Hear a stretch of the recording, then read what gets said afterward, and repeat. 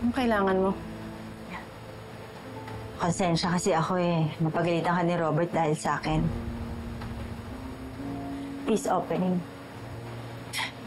Pwede ba, Aling Susan, wag ka na umarte. Hindi bagay sa'yo. Sa'yo na lang yung cake na yan. Baka kasi mamaya may lason. Oo naman. Ipagbati na nga ako eh.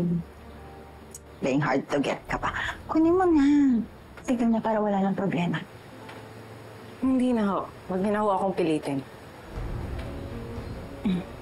Ito kasi ang gusto ng daddy mo. Magkasundo tayo. Sige na. Huwag ka na umarte. Hindi na nga. Kunin mo na. Ayoko nga ho eh. Ayoko. Kunin mo. Ayoko Kunin mo nga. na.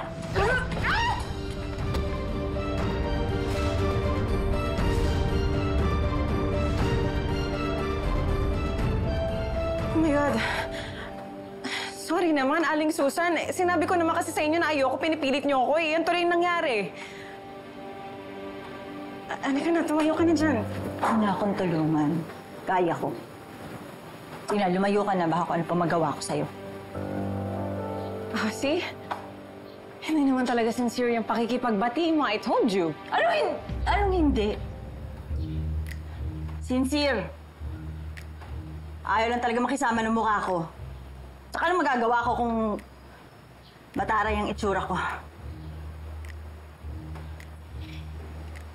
Okay, well, kung ayaw niyo po tanggapin yung tulong ko, napasok na ako sa loob.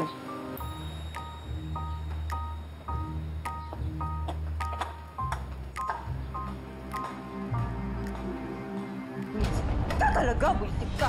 Buisit ka! Buisit ka!